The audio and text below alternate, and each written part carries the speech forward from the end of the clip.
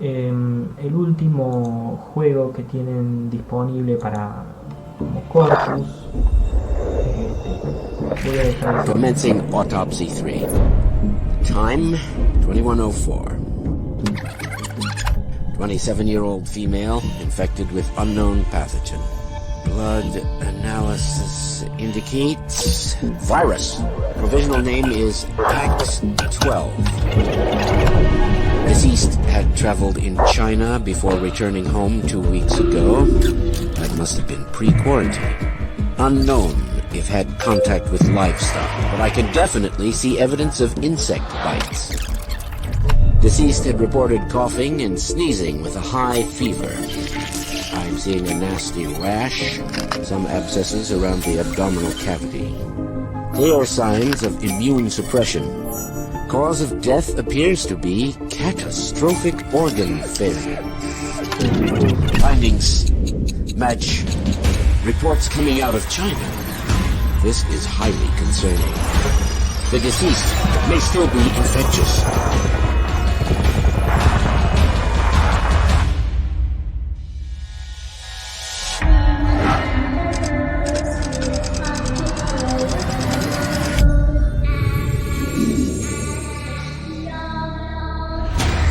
I'm halting the autopsy in order to notify the authorities.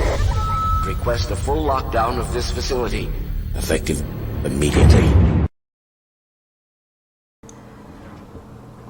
En general o frecuentemente se utilizan las metáforas bélicas para trabajar las situaciones que tienen que ver con las enfermedades.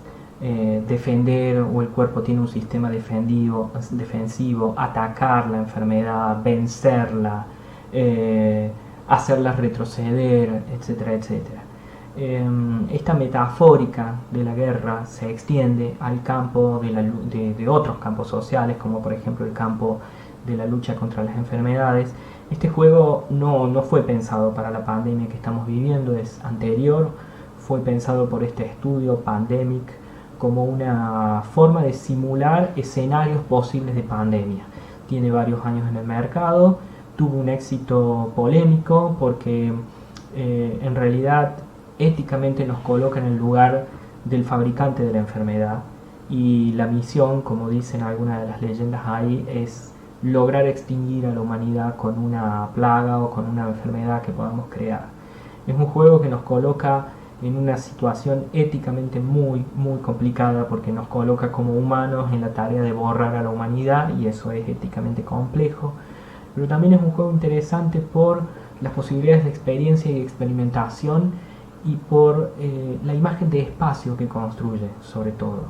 Fíjense que la imagen es la imagen planetaria, controlada desde una interfase que parece ser la de un ordenador, es decir, de un telecomando. También es una visión cenital, es decir, se ve a todo el planeta, se controla lo que pasa en todo el planeta de manera global. Es el sistema de sistemas del cual hablan los autores cuando describen esta nueva forma de pensar la guerra norteamericana. Fíjense también que uno tiene que introducir modificaciones en la enfermedad para hacerla indistinguible o asintomática durante más tiempo, o transmisible a través de ciertos vectores, a través del aire, a través del agua, y un larguísimo etcétera. Es decir, el simulador ofrece infinitas posibilidades de juego. Pero lo que quiero destacar es cómo me sorprendió el modo en el que una forma de mirar la guerra y una forma de pensar la guerra, como es la RMA, la revolución de los asuntos militares, toda esta New American Way of War, esta forma estadounidense de pensar la guerra, afecta en cierto modo todos los campos de la cultura, en tanto y en cuanto no somos capaces ya de pensar de otro modo.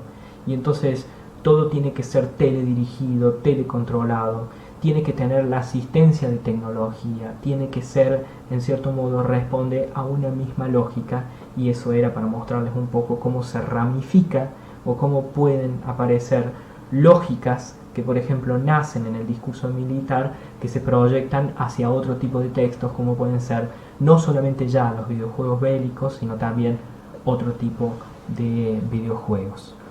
En el aula virtual entonces está disponible la guía número 2, la guía en realidad del eje 1-2, ya están disponibles entonces las dos guías que les van a permitir recorrer los textos de la bibliografía del módulo 1, que les recuerdo hace especial hincapié en el modo en el que habitamos y nos movemos en los espacios digitales.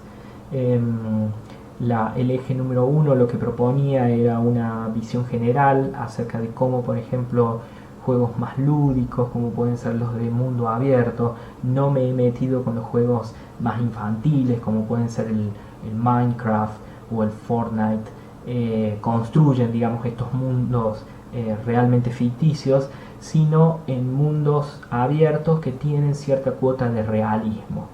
Y en el eje número 2 lo que hemos tratado de mostrar es cómo este realismo se vuelve sumamente selectivo, apoyado en resortes emotivos y también en resortes emotivos muy concretos, y cómo hace uso de cierto realismo selectivo para ponderar, por ejemplo, el poder de las armas y de la tecnología y no mostrar, por ejemplo, la muerte en ese mundo.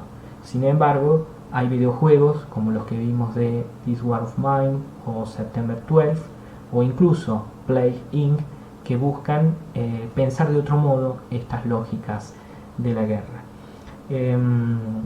Bueno, esta emisión termina por lo menos mi parte monológica aquí.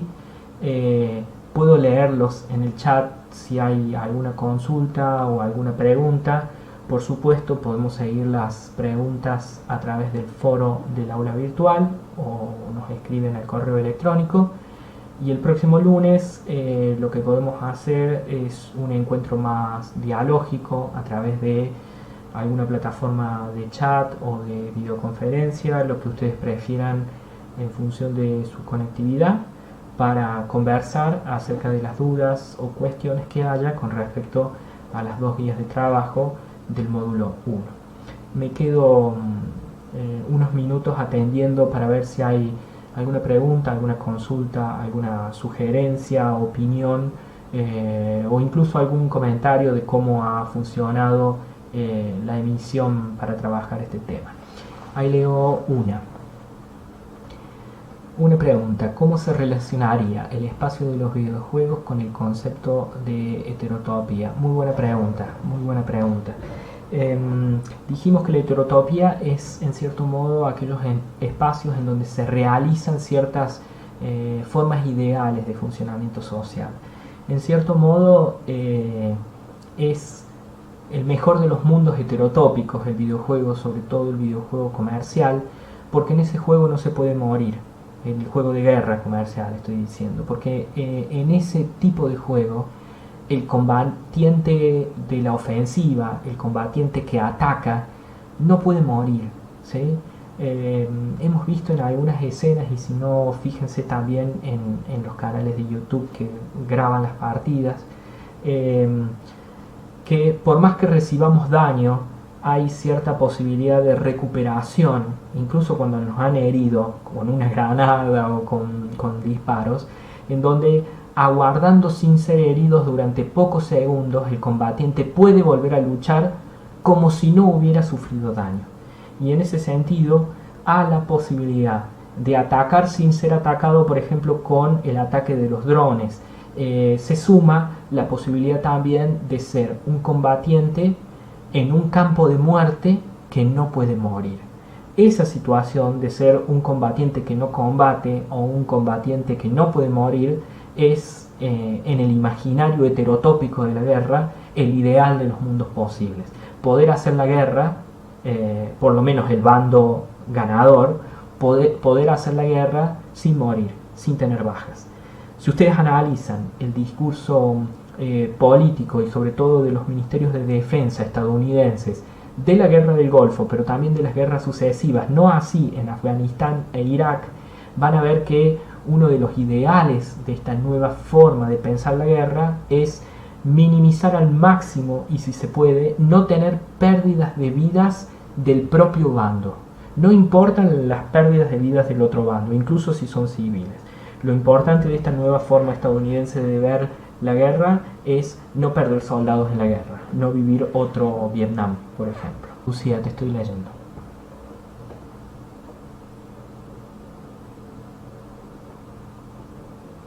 Sí, está muy bien. Está muy bien, Lucía.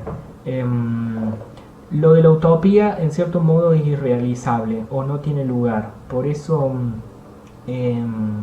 Foucault plantea la necesidad de pensar en heterotopías, es decir, de lugares en donde efectivamente sucede aquello que se pensó improbable. La modificación en las formas de la guerra, en esta revolución de los asuntos militares, surge como un deseo, pero no como un deseo utópico. Surge en el marco de posibilidades que se pueden vislumbrar como posibles y como efectivamente realizables para la guerra.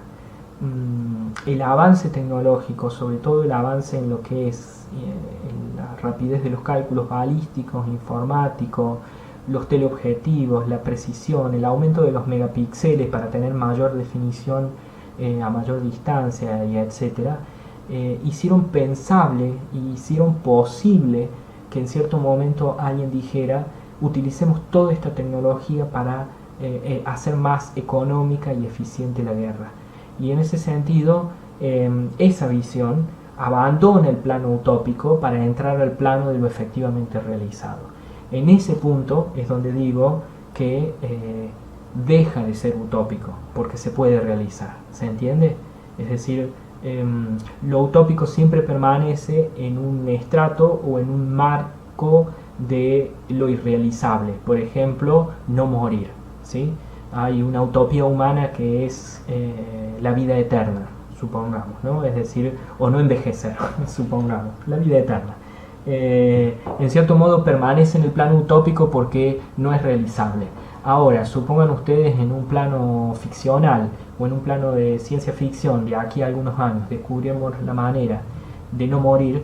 Eso inauguraría toda una serie de lugares heterotópicos en donde esa utopía se puede efectivamente realizar. En cierto modo ya creamos esos lugares heterotópicos, y son, por ejemplo, la televisión, ¿no? En donde pareciera ser, las enormes dosis de maquillaje parecieran ser que el tiempo no pasa para los presentadores, o las operaciones estéticas que también buscan anular ese paso del tiempo. Son operaciones heterotópicas en ese sentido, que buscan hacer realizable algo que de otro modo no lo sería. O sea que la heterotopía solo puede suceder en lugares ficticios. No, la heterotopía sucede en lugares concretos. Tiene cierto margen de ficcionalidad, es decir, Disneylandia, por ejemplo, acontece o sucede como si todo lo que funcionara allí fuera ficticio, pero sin embargo está teniendo lugar.